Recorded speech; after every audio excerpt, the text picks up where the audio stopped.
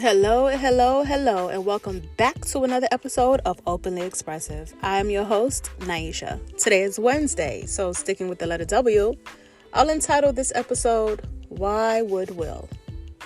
So let's get into it. I believe that Will, slap so-and-so because the internet is horrible. The internet can play so many mind games on a person's well-being and psyche because of the constant memes, the constant bullying, the made fun of from the internet, the lowering of self-esteem from the internet. The internet is a very horrible place at times, especially when it comes to social media, because there are a bunch of keyboard bullies who are not fulfilling their own lives, and they just sit behind the keyboard and they just dish out the most horrible, insulting, pain-inflicting things. People don't realize just because someone has money and fame does not mean that that person is mentally okay. They're dealing with a multitude of things, and the only thing that they can possibly make themselves feel a little bit better is by doing things with their money. If you noticed that the most high-profile people are some of the most unhappy, money doesn't buy happiness. Money doesn't buy sanity. Money doesn't buy fulfillment. Money doesn't buy anything that can help the mental. Yeah, money can buy a therapist, probably some of the best therapy. But what happens when the tools that a therapist gives us simply doesn't work? Or what happens once we leave the therapist's chair? Or we sit up from laying on the therapist's couch, per se? What happens once we walk out of that door? Does the tools that they've given us and we try to apply, does it always work? Because quite frankly, I've had therapists. I've had therapists in my life. And all it really is a venting session without any type of scrutiny. That's all it really is you're venting. They're not really giving it any tools to us so big that it's like, oh my gosh, it's life-changing. They basically they make us recognize our wrongs. They give us things to think about. But do they truly fix us? And even with the money, will that truly fix us? I don't think that there's anyone on this earth besides a newborn. And I wouldn't even say a newborn, because sometimes when there's a baby in a belly, and if that mom was going through something tumultuous, they say that the child comes out with trauma. So are we truly ever unscathed in life? No matter the financial situation? Finances can't buy a mental cure. Everyone say, well, let go and let God. Can we truly let go? Things that have happened to us in the past, can we truly say that we can let them go? And we have. Completely. Because let's be for real, even when somebody has done us wrong in the past, even if we have to encounter them, whether on a day-to-day basis or periodically, you still underneath it all somehow think of what has been an issue between you two. The mind is something that can never be erased. And people think with money and fame, whatever you have gone through in the past, money should solve things. No, it doesn't. Let's be for real. Do you honestly think that A-list Will Smith was in his right frame of mind to get up on national TV, on a national stage, in front of people, nationally, slap another celebrity, and then continue to ramble on when he's seated? Do you think that his mental capacity was 100% fine? And he's an A-list celebrity.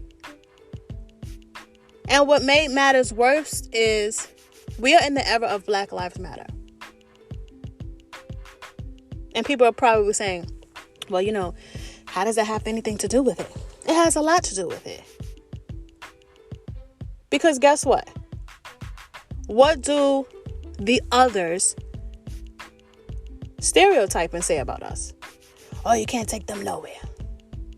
It's always conflict. It's always fights. It's always drama. It's always something going on with those people. Because let's face it, he was in a room full of predominantly others, correct? So to do that in the midst of Black Lives Matter, yeah, we're not protesting right now every single day as though we were when the George Floyd situation happened.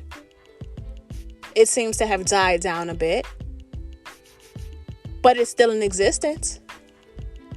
BLM. So it's like you just took us so many steps back, celebrity or not. It's like we fight each other and it's supposed to be okay. But when the outsiders, the others fight us, oh, hell no, we won't go. I'm going to protest. No justice, no peace. Well, why don't we all have that same exact energy when the altercations are amongst each other? When we're going back to our neighborhoods for the less rich, for the less fortunate.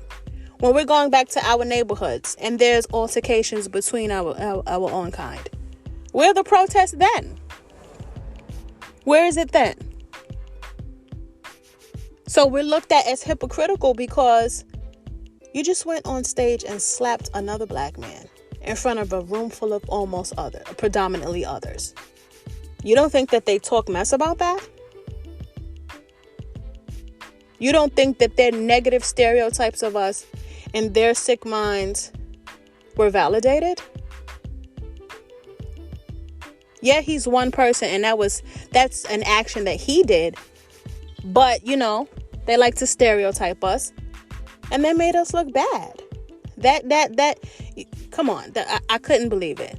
I'm quite sure we all couldn't believe it. And yeah, a lot of us were saying, oh, the slap wasn't real, couldn't have been real, it looked so fake. I think initially he went up there and he gave him that little bogus stage slap, to represent his wife because he already was a little mentally screwed by the infidelity and that playing out on the internet and him being made a laughing stock and him crying and them making memes of him. You know how the trolls, they heighten situations.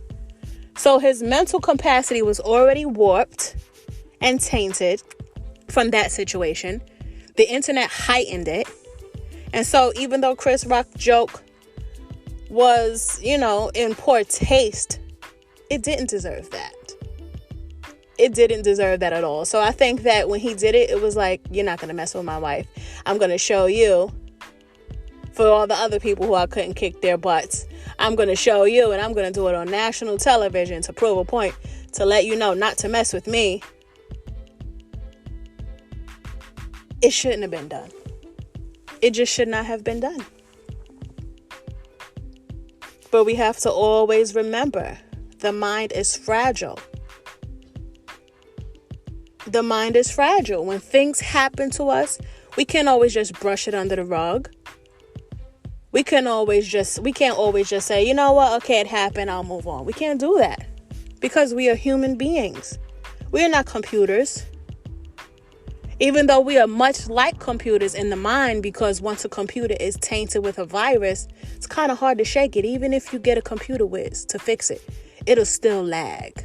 It'll still run a little bit slower than you thought it's supposed to initially.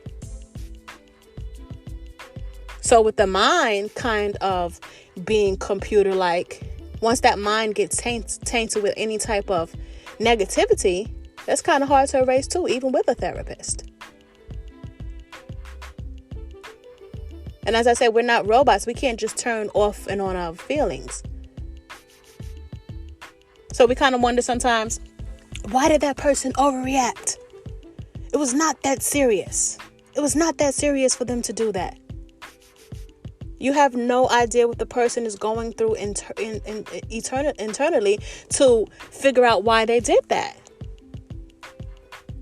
There's something internally wrong with someone's mental capacity to think that lashing out in a violent manner is okay. And I'm guilty of that as well.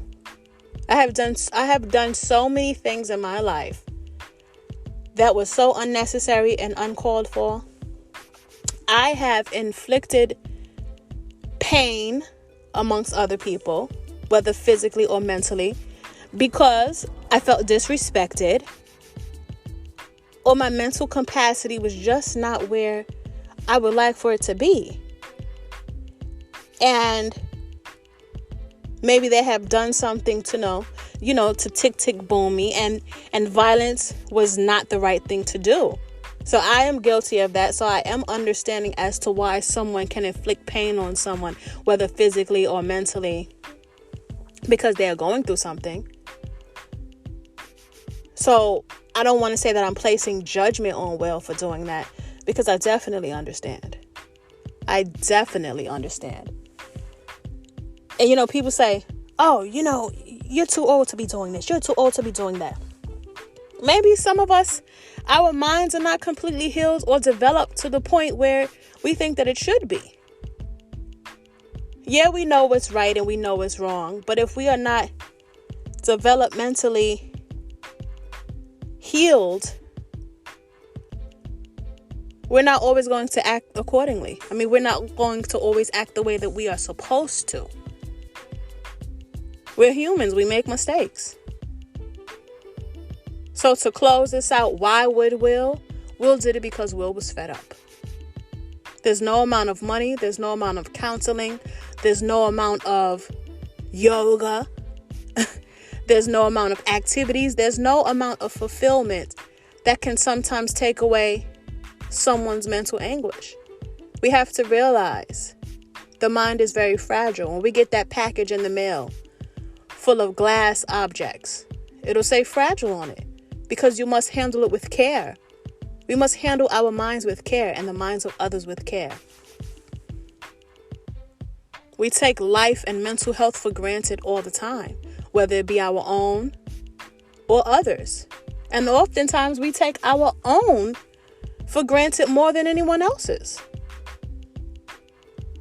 Some of us are so used to drama and trauma and negativity coming our way, we don't know what it's like to be happy. We don't know what it's like to be at ease.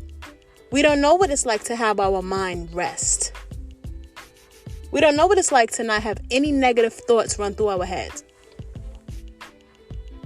And then to have it constantly played in our faces on the internet or by loved ones throwing it in our faces, and we have to face these traumas day to day.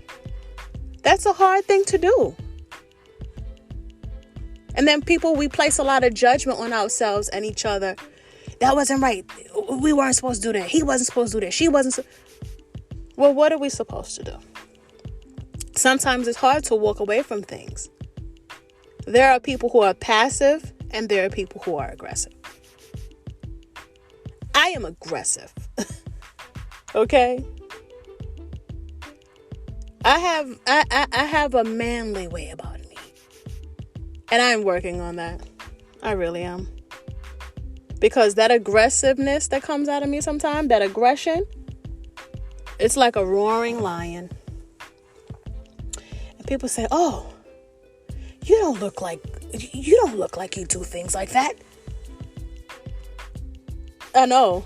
No one looks like they're going through anything. Really. Most of us here on this earth are going through things that you couldn't even fathom. And we just wear it weller than others. But please believe me, we go through things. We go through a lot of things. I've dealt with a lot of things, from childhood traumas, from relationships, from colorism. I'll touch on that in another episode. I've dealt with a lot of things in my life. So I'm not going to say that my mental capacity is at 100, which I don't think, quite frankly, anybody else's is either. So when we judge people for the outcome of what they've done, it's just wrong. it's just wrong, because none of us are innocent in this thing called life. Whether we've inflicted pain on someone physically or we've just mentally tormented them by our actions towards them, or our lack of care towards them being fragile. We all need love. We all need to be, healed. I think that the only people on this earth that doesn't truly need to be healed yet is a newborn that came out the womb. But once you start learning life and interacting with people, better believe you need healing. Better believe it. I mean, heck, there's even some babies who have been violated and they're going to need healing. So my word of advice is treat people kindly, treat them respectfully, respect their private lives, respect what they're going through, respect their mental, respect their overall health. Because a mind that is unhealthy is ultimately unsafe, either for that person or others. Let's treat people with kindness and respect. Let's handle everyone with care and love. Let's stop placing judgment on people. Let's stop being so hard on ourselves. Let's stop being so hard on others. And then people are like, Will would have never did that to the other race. I mean, maybe not. But also when someone's dealing with a mental issue, all good judgment goes out the window. Sometimes we black out. I have blacked out. And I told you guys I will give you a few of my story times. I will most definitely give you more insight into my life and how I have operated and how I am trying my best to overcome. Word of advice is just treat everybody the same way that you would like to be treated. Because a fragile mind handled without any type of care can be very damaging. So, I might have come across as judging in the beginning, saying it was wrong. Because, violence is wrong. But then I also have to acknowledge that he has a mental issue that money cannot fix. So I do understand. So my friends, I thank you for listening. I thank you for tuning in again and again, and however many times that you decide to tune in. I thank you for the word of mouth. I thank you for even experiencing this journey with me via listening. I also have gotten emails and comments. I do acknowledge them and I do thank you. I thank you for the compliments, the job well done, acknowledgements. So I thank you for those. Sometimes I'll be just expressing myself or venting or trying to enlighten someone or, being sympathetic to a situation and expressing my outlook on things. So I thank you for joining me and listening once again. Happy Wednesday, guys, and I hope you enjoyed the remainder of today. Remember to just continue to be kind and love one another. Until I chat again. Blessings, people. Later.